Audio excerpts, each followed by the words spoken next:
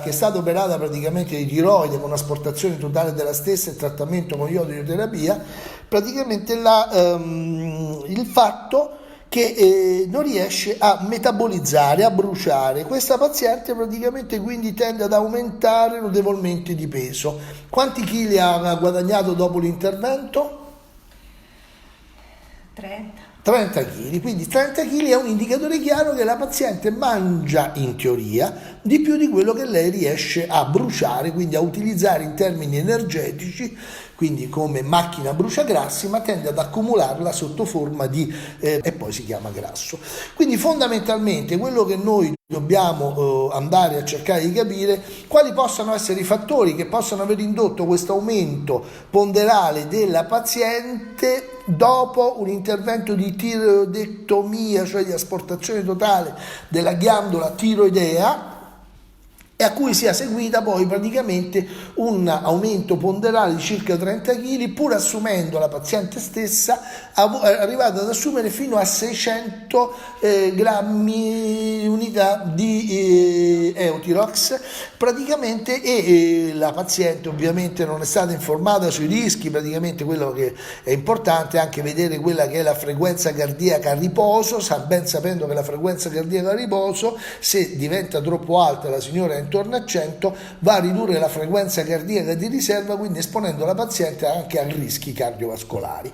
Quindi il nostro obiettivo qual è? Quello praticamente di rimettere in moto la macchina metabolica. Al semplice consiglio che le è stato dato, che è quello di mangiare di meno, che è un consiglio perfetto, ora dobbiamo cercare di capire perché è importante che una paziente mangi di meno e perché una paziente che ha un blocco metabolico legato praticamente appunto all'asportazione della tiroide, anche se con sostituzione di grandi quantitativi di ormonoterapia di ormone tiroideo, questa paziente, diciamo, che problema ha? Il problema che hanno tutte le persone che tendono ad andare in sovrappeso come il sottoscritto, cioè che quando mangiano, se eccedono leggermente praticamente quello che è il loro apporto in termini alimentari, queste persone vanno a stimolare un ormone, in particolar modo se questi alimenti sono rappresentati da carboidrati, soprattutto raffinati, vanno a stimolare un ormone chiamato insulina. Bene, l'insulina è il responsabile di quell'ormone che informa la cellula e dice: la cellula, guarda, non metabolizzare, non catabolizzare, ma accumula energia. E dove avviene questo grande meccanismo informativo? Oltre che sulle cellule adipose stesse, che sono in grado praticamente di assorbire lo zucchero dal sangue e trasformarlo in grasso per abbassare i livelli di glicemia, e in particolar modo quel grasso cosiddetto metabolico che è regolato dall'insulina e non dagli estrogeni, che è il grasso periviscerale o grasso addominale, tanto pericoloso che abbiamo ripetuto più volte. Questo accade soprattutto a livello di un organo fondamentale, che è il fegato, l'organo metabolico per eccellenza, la più grande ghiandola endocrina e esocrina che abbiamo all'interno del nostro organismo, che arriva a pesare anche 1,5 kg. Bene, il fegato praticamente che cosa fa? È la ghiandola, è il tessuto epatico, gli epatociti sono le cellule più insulinosensibili che noi abbiamo all'interno del nostro organismo. Ovviamente ad sostenere, ad aiutare praticamente il fegato, che poi serve il fegato per nutrire quell'altro tessuto importantissimo, sono i muscoli, il tessuto muscolare, che se noi lo utilizziamo in palestra, muovendoci, andando in giro, questi muscoli bruciano praticamente il glicogeno praticamente muscolare e vanno ad accumulare questi muscoli praticamente sotto forma di glicogeno muscolare, parte del glucosio. Ovviamente la paziente che abbiamo di fronte non è una paziente che svolge una regolare attività fisica, no? Assolutamente, ma ha scosso la testa praticamente sorridendo, e prendiamola per buona, perché noi qui abbiamo anche il linguaggio.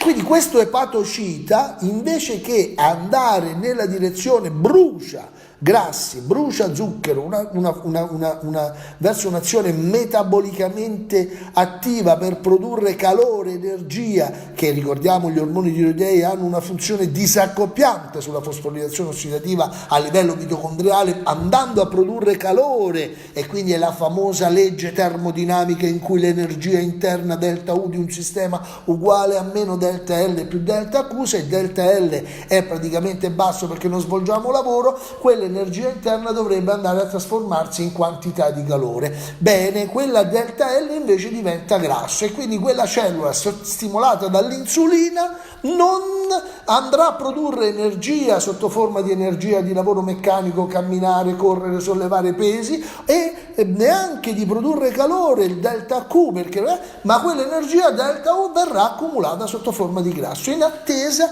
di un nuovo momento, diciamo, in cui il corpo verrà ad essere utilizzato. Ma siccome tutti i nostri pazienti, no, le persone di questo mondo, almeno del mondo civilizzato, sono abituati ad assumere, a mangiare almeno 3 volte al giorno come pasti principali, colazione, pranzo e cena, a fare 2 merendine, una a metà mattina e una a metà pomeriggio, poi il caffè, il cioccolatino, quant'altro, dinamico, ma non da dopo l'intervento, da prima dell'intervento, con quell'ulteriore blocco metabolico che già era avvenuto a seguito precedente dell'intervento. Che cosa diceva il corpo attraverso l'insulina? Diceva alla tiroide: la smetti di produrre ormone tiroideo, e infatti la signora è stata operata perché quella tiroide continuava a produrre ormoni sotto stimolo ipotalamico ipofisiario, che invece dice io ho bisogno di una maggiore produzione di calore, maggiore produzione di energia, diceva alla tiroide di lavorare quel braccio di ferro fra il pancreas, che praticamente funzionalmente lavora al contrario del quando produce insulina, ovviamente non quando produce glucagone, della tiroide, ha sottomesso, per fortuna, la tiroide, facendo crescere dei grossi noduli che crescevano sempre di più, tanto che a un certo punto quella condizione di iperinsulinismo mai individuata dalla signora, che noi stiamo sottolineando, si è trasformata in una condizione di ipertiroidismo con formazioni nodulari sempre più grandi, che si è pensato di asportare quella tiroide, che poi ad un esame istologico ha manifestato la presenza di cellule displastiche atipiche, e quindi è stato necessario praticamente asportare la tiroide e fare praticamente una terapia con iodio radioattivo per essere sicuri praticamente di aver asportato tutti quante le possibili, diciamo, cause tumorali.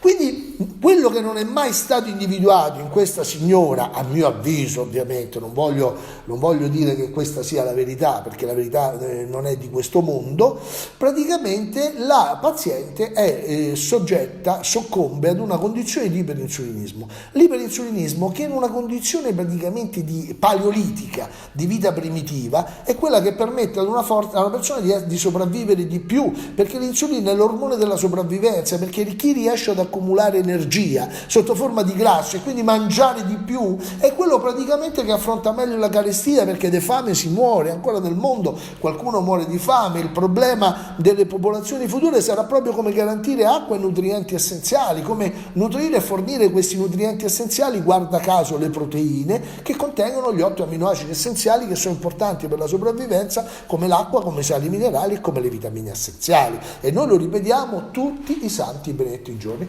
Quindi qual è la strategia terapeutica che noi vogliamo adottare per la nostra signora? Prima di tutto dobbiamo pulire il fegato, perché il fegato sovraccaricato dall'attività insulinemica, dall'eccesso praticamente di ormoni tiroidei, che comunque non sono steroidei ma funzionano tal quali, ha intasato sicuramente il suo fegato. È inutile che le chiediamo un'ecografia epatica per trovare poi un fegato brillante e dire che siamo di fronte a una steatosi epatica, o forse a un quadro anche più avanzato di steatohepatite alcolica, di un fegato grasso, in poche parole. E noi gli progettiamo la nostra dieta chetogenica. Qual è lo scopo della dieta chetogenica? Lo scopo della dieta chetogenica, lo dice il nome, è arrivare a produrre i chetoni, entrare in chetosi.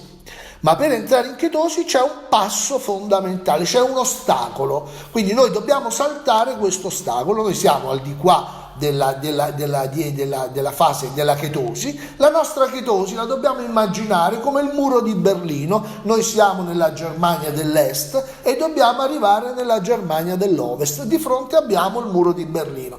Scusate, ma mi vengono così sul momento, quindi non lo so chi me le suggerisce, però mi arrivano queste immagini. Noi dobbiamo far cadere questo muro. Signora, speriamo che le faccia cadere il muro di Berlino e lei potrà entrare in chetosi. Chi è questo muro di Berlino? Il muro di Berlino si chiama insulina.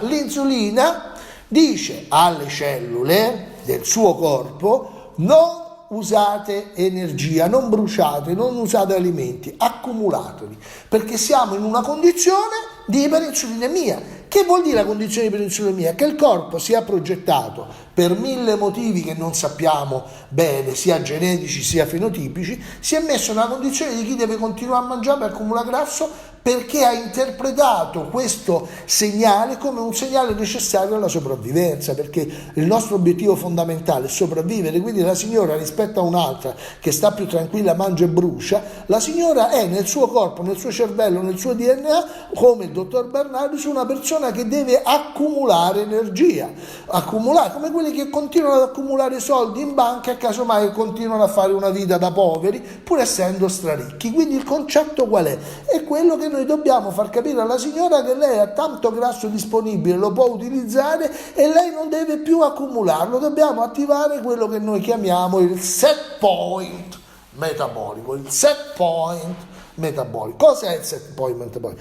È il punto, è il reset in cui dice basta ancora accumulare energia e bisogna incominciare a bruciarlo. Qual è l'ormone responsabile di questo, che è molto discusso e molto ricercato? Si chiama la leptina, che è un ormone praticamente che va, e questa leptina viene in parte stimolata da un altro ormone che agisce sul cervello, ma un altro ormone che agisce sul cervello prodotto dal fegato e che ci dice che abbiamo mangiato abbastanza si chiama il CCK, sarebbe la colecistochinina.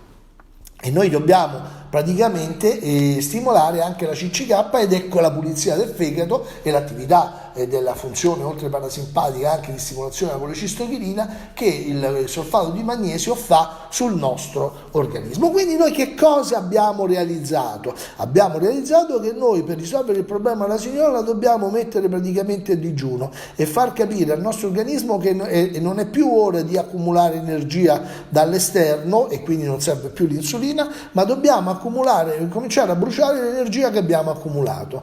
E quindi che cosa dobbiamo fare? Questa dieta che noi faremo, o meglio questo digiuno con integrazione proteica, porterà ad azzittire il suo pancreas e incomincerà praticamente a mettere in funzione quella tiroide, ma non, siccome la tiroide non c'è più, quegli ormoni tiroidei che lei assume, e sicuramente avrà maggiori effetti degli ormoni tiroidei, e quindi lei dovrà piano piano poi ridurre anche quel dosaggio, che adesso sono 400 milligrammi, prende 400 microgrammi o milligrammi praticamente di Eutirox, che praticamente lei dovrà ridurre portandoli fino a 200, 150, 100 milligrammi, che è la condizione normale. E quale sarà il parametro che ci dirà questo? È la frequenza cardiaca a riposo. Cioè lei dovrà misurare la sua frequenza cardiaca a riposo appena sveglia, senza muoversi dal letto, senza andare a fare pipì, senza bere acqua, avere praticamente un pulsiossimetro, o come c'ho io vicino al mio letto, oppure un misuratore della pressione che misura anche la frequenza cardiaca,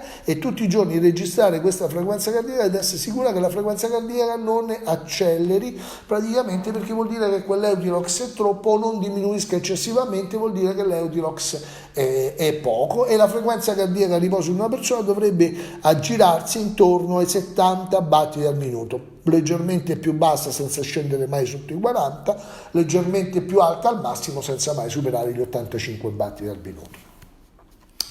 Quindi cosa facciamo? Gli daremo questa dieta chetogenica. La dieta chetogenica, ve la ripeto velocemente, è una dieta che noi facciamo, il digiuno con integrazione proteica secondo Blackburn, che prevede praticamente un'assunzione di una quota normoproteica, praticamente che viene misurata in base al peso corporeo ideale praticamente di una donna, che viene valutata in base all'altezza, alla struttura corporea, all'età, al tipo di attività fisica, e questa donna praticamente, che troverà così moltiplicando per 1,2 e raddoppiando o aumentando percentualmente in base al tipo di intensità di attività fisica che lei fa, praticamente ci porta a trovare quella quota normoproteica. A questa quota normoproteica noi aggiungeremo dai 500, si può arrivare fino a 1000 grammi praticamente di verdura a foglia verde e a foglia bianca, che servono praticamente ad apportare quella quota di fibre che verrebbe a mancare in un digiuno con una semplice integrazione proteica, e quindi potrebbe ridurre la funzionalità intestinale, che per noi invece è fondamentale che venga mantenuta, perché l'intestino che funziona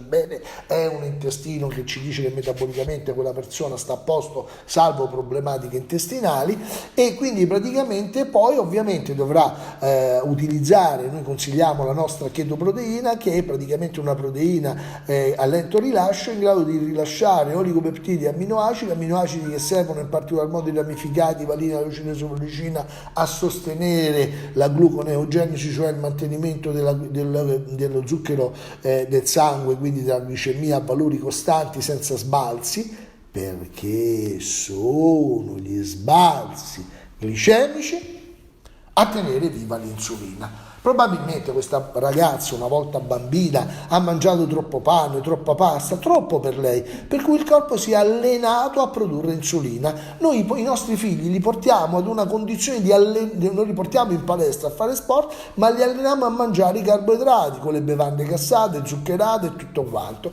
Speriamo che il futuro veda una dieta praticamente con meno carboidrati raffinati, quindi il primo carboidrato raffinato che va tolto non è tanto lo zucchero che uno poi lo prende in modo limitato, ma sono le farine, qualunque tipo di farina, anche di farro, di kamut.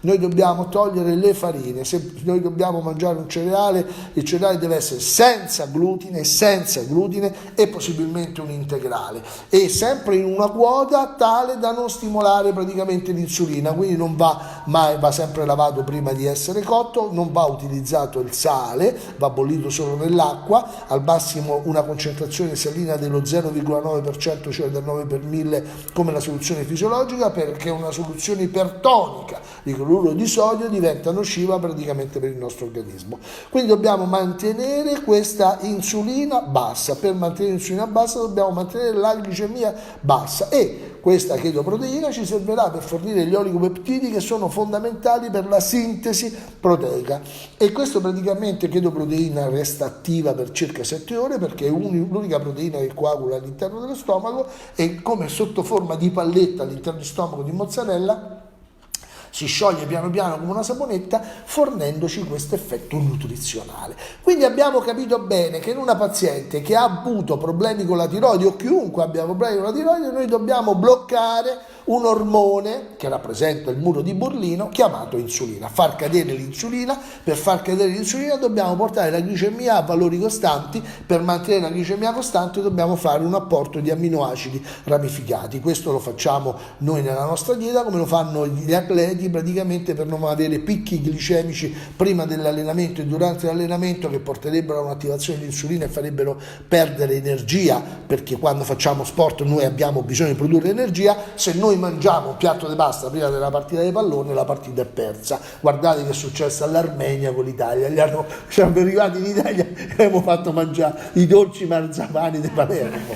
Quindi concettualmente quello che dobbiamo capire, fondamentalmente quello che per noi è importante, è fermare l'insulina. Quindi il nostro obiettivo a questa carissima paziente è quello di fermare la sua insulina. Quindi non la vogliamo far dimagrire, noi vogliamo fermare l'insulina. Quello che accadrà dopo ce lo dirà lei, che si sgonfierà, quindi scomparirà la ritenzione idrica. Perché scompare la ritenzione idrica? Ormai lo sappiamo tutti, perché quando scende l'insulina scende il cortisolo è l'ormone che gonfia, perché l'insulina, dice, ma qualcuno direbbe, ma come l'insulina agisce contro la tiroide? Ma avete ragione, non è che l'insulina agisce contro la tiroide, e già qualche collega endocrinologo in contatto, nutrizionista, giustamente mi stava tirando le orecchie.